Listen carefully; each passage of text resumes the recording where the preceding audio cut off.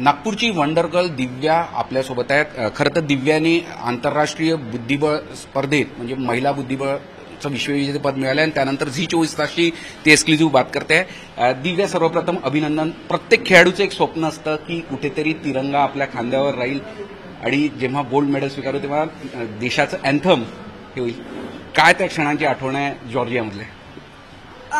खूप छान वाटलं. पहिले तर धन्यवाद. खूप छान वाटलं मला हे पाहून की इतके सगळे लोक मला सपोर्ट करायला आले आणि इतकं रीच मिळाली ही विक्ट्रीला. तर I am hoping that this inspires a lot of kids, young girls specially. आणि खूप चॅलेंजिंग होती ही टुर्नामेंट, खूप लांब होती. तर definitely it has a lot of meaning. Divya, सगळ्यात महत्त्वाचं 5 वर्षापासून सुरू झालेला हा प्रवास तुझा आणि आता 19व्या वर्षी तू हे विजेतेपद मिळवलं. कसा या प्रवासाकडे पाहतो? 14 वर्षाची ही तपश्चर्या, कठोर असे परिश्रम आहे तुझे सगळे, कसं वर्णन करशील? आय डोंट थिंक हे अजून ऑब्व्हियसली अजून अचिव्हमेंट्स होणार आहे. सो ही लास्ट तर डेफिनेटली नाही आहे. बट खूप स्पेशल आहे कारण की माझं GM टायटल मिळालं मला ह्याच्यामुळे आणि वर्ल्ड कप पण ह्याच्यामुळे मिळाला. इंडियाला सगळ्यात पहिलं तिचं वर्ल्ड कप मिळालं आफ्टर इन वुमेन्स आफ्टर विशी सर. तर खूप स्पेशल आहे माझ्यासाठी. हम्पी विरुद्ध खेळताना एक थोडासा तणाव होता आणि तो क्षण प्रत्येकाला अजूनही व्हायरल्स होतात व्हिडिओ. ती जिंकल्यानंतर 2 क्षण तू पण स्तब्ध होती आणि कुठेतरी कदाचित तू आईला शोधत असावी त्या क्षणाला आणि आईच्या कुशीत जाऊन तो आनंद तू व्यक्त केला. काय भावना होत्या तेव्हा? पहिले तर मला बिलीव्ह नव्हतं होत की मी ॲक्च्युली जिंकली आहे आणि जे पण सगळे 1 महिन्याचे इमोशन्स होते सगळे बाहेर येत होते कारण की खूप लांब होती टुर्नामेंट, सप्रेस झाले होते सगळे. So at that moment it finally felt worth it the entire process. आणि I was just looking for my mom because. Divya, 7व्या वर्षी माहिती पुदुच्चेरीला तू पहिली टुर्नामेंट जिंकली होती, तेव्हा 7 वर्ष वय होतं. तो पहिला विजय आणि आता 19व्या वर्षी जगज्जेतेपद, पहिलं राष्ट्रीय विजेतेपद तिथे मिळवलं होतं. आता आंतरराष्ट्रीय स्तरावर तुला म्हणजे स्वतःला सिद्ध केलं आहे किंबहुना तू चॅम्पियन ठरली आहे. बट आय थिंक ती विक्ट्री तरी माझ्यासाठी खूप स्पेशल आहे आणि मी ते विक्ट्रीला आताही खूप आठवण येते मला त्याची. सो ती खूप छान स्टेपिंग स्टोन होतं आणि दॅट लेड टू दिस. 7व्या वर्षी मिळवलेला तो विजय पुढे प्रेरणा देत गेला. सगळ्यात महत्त्वाचं या संपूर्ण तुझ्या प्रवासामध्ये आई वडिलांनी प्रचंड त्याग केले. आई वडील, खरं तर पूर्ण कुटुंब तुमचं डॉक्टरी पेशातलं. आईने आपलं क्लिनिक बंद करून मुलीच्या पाठीशी खंबीरपणे उभी राहिली. वडील पण सातत्याने उभे राहिले. अनेकदा माध्यमांना सुद्धा त्याकरता दूर ठेवलं. पण आज जेव्हा हा समजा विजय मिळतो तेव्हा आई वडिलांबाबत तू आपल्या भावना कशा व्यक्त करशील? आईच्या त्यागाबद्दल काय सांगशील? कारण की क्लिनिक बंद करून आई सगळ्या टुर्नामेंटला येतात. आय डोंट थिंक मी काही पण म्हणलं तर ते इनफ आहे. हे त्याग ऑलमोस्ट व्यक्त नाही करू शकत मी पूर्ण जिंदगीमध्ये की किती त्यांनी मला हेल्प केली आहे. त्यांनी इतके सॅक्रिफायसेस केले, इतकी मेहनत केली आणि त्यांच्यामुळे मी इकडे आहे. अगर ते नसते तर डेफिनेटली मी इथे नसते. आईचा त्याग, कारण की प्रॅक्टिस चांगली सुरू होती. डॉक्टर आई तज्ज्ञ, स्त्रीरोग तज्ज्ञ कदाचित जेवढी माहिती आहे. पण हा सगळा त्याग करून, क्लिनिक बंद करून, मुली करता सगळा त्याग करून मुलीचं फोकस राहावं याकरता सगळे प्रयत्न यायचे. हो, डेफिनेटली. आय डोंट थिंक की मी कितीही आभार व्यक्त केलं तर ते काफी आहे. तुझ्या संपूर्ण प्रवासात काही प्रशिक्षकांचे नाव घेतलं पाहिजे आणि सगळ्यात पहिले प्रशिक्षक जे येतात ते राहुल जोशी. मला माहिती आहे की आपण 10 वर्षापूर्वी मी त्यांच्याशी बोललो होतो तेव्हा ते खूप इन्स्पायरिंगली सांगत होते की दिव्या पुढे जाऊन त्यांना तेव्हापासून कॉन्फिडन्स होता.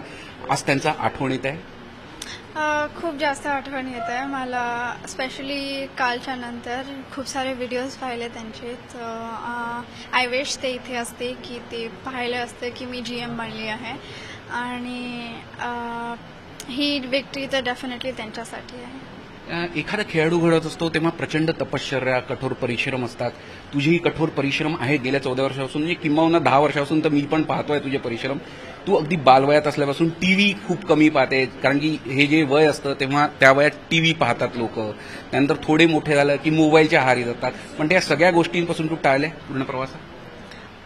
आय थिंक हिचं श्रेय माझ्या पेरेंट्सला जातं. त्यांनी मला गाईड केलं आणि सांगितलं की काय करायला पाहिजे काय नाही. आणि डेफिनेटली ते मोमेंटवर लागतं होतं की मी मिस आउट करत आहे. बट आता now that I look back it was definitely the right choice.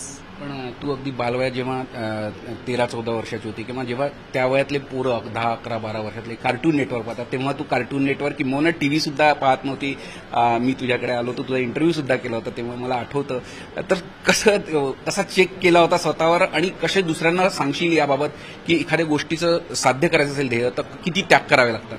I think तुम्हाला तुमचे अगर गोल्स टॉपला रीच करायचे आहे तर खूप सॅक्रिफायसेस असतात आणि मोस्ट ऑफन द नॉट लोकांना ते सॅक्रिफायसेस नाही दिसत. बट अगर तुम्हाला टॉपवर ऍक्च्युली जायचं असेल तर करायलाच लागतं. म्हणजे तू टीव्ही पाहिला नाही, कार्टून नेटवर्क बालपणात पाहिले नाही, मोबाईल फारसा ऑपरेट करत नाही, सोशल मीडियावर फारशा ऍक्टिव्ह राहत नाही? हो डेफिनेटली. आता मध्ये माझं सोशल मीडिया जास्त झालं होतं but then I have manage to limited आणि I think it is definitely the way to go forward. पण आता 19व्या वर्षीच पण हे जे साधारण 7-8 वर्षापूर्वी तू अगदी टीव्ही कार्टून नेटवर्क वगैरे कधीच काही नाही? नाही. मी ऑल्सो चेसमध्ये खूप इंटरेस्टेड होती तर मी ऑलमोस्ट पूर्ण टाइम चेसमध्येच द्यायची. काय सांगशील युवा खेळाडूंना किंवा बुद्धिबळपटूंना कशी प्रेरणा घ्यायची, किती त्याग करायला लागतात? कारण की सगळ्यांना तुझं आता यश दिसतंय पण त्या मागचा त्याग किती आहे, खूप कठोर परिश्रम राहिलेले. काय प्रेरणा देशील, सांगशील त्यांना? मी त्यांना हे म्हणणार की सॅक्रिफायसेस डेफिनेटली आहेच बट लेट्स से तुम्ही ते सॅक्रिफायसेस केले आणि तुम्हाला जे रिझल्ट पाहिजे ते मिळालं नाही डिस्पाईट तुम्ही सगळे एफर्ट्स घेतले, तुम्ही आपलं बेस्ट दिलं तरी डिस्करेज नाही व्हायचं आणि keep fighting, keep giving your best आणि रिझल्ट्स विल फॉलो. सगळ्यात महत्वाचं आता जी जॉर्जियाची टुर्नामेंट होती ते क्वार्टर फायनल, सेमी फायनल दोन्ही याच्यात तू टायब्रेकरमध्ये हे विजय मिळवले. त्यामुळे तुझ्याकडे तो कॉन्फिडन्स होता कारण आदल्या दिवशी तू काही ट्विट पण केलं होतं त्या दृष्टीने, सोशल मीडिया माध्यमातून काही ट्विट केलं होतं का की विजय तुझा निश्चित होता असा तुला कॉन्फिडन्स वाटत होता सुरुवातीपासून? नाही, डेफिनेटली तुम्ही जेव्हा कॉम्पिटिटिव्ह स्पोर्ट्स खेळतात तर विजय निश्चित नसतंच, तुमच्या हातात रिझल्ट नसतंच, तुमच्या हातात फक्त तुमचे एफर्ट्स असतात. तर मी फक्त आपलं बेस्ट देत होती आणि that work for me. Koneru Humpy विरुद्ध विजय मिळवला असा कुठेतरी विश्वास पहिल्या 2 ड्रॉ नंतर वाटायला लागला? फर्स्ट गेम नंतर मी खूप डिसअपॉइंटेड होती कारण की माझी बेटर पोझिशन होती बट देन सेकंड ड्रॉच्या नंतर obviously I was hoping for the best आणि despite her being the world rapid champion मी पण चांगलंच खेळत होती. So I had faith in my self. माझ्या मते लहान वयापासून तुला झटपट मोठे यश मिळवण्याची सवय आहे. म्हणजे 13व्या वर्षी शिवछत्रपती, यंगेस्ट शिवछत्रपती अवॉर्डी आहे तू. खरं तर 19व्या वर्षी जगत जेते चॅम्पियनशिप मिळवणं जागतिक स्तरावर, हे कसं काय साध्य करते? म्हणजे कोणत्या यशाचं गिमिक काय सांगशील? डेफिनेटली प्लॅन तर नव्हतं सगळं. I think luck me follow केला, मला माझी हार्डवर्कनी, माझ्या सपोर्ट सिस्टमनी सगळ्यांचा खूप मोठा रोल होता याच्यात.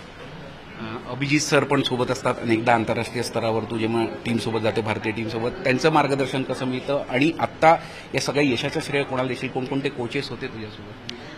माझे हे टुर्नामेंटमध्ये मला एक हंगेरियन जीएमनी हेल्प केली होती, त्यांचं नाव आहे साबा बलोर आणि मला पुणेचे एक जीएमनी पण हेल्प केली, अभिमन्यू पुराणिक.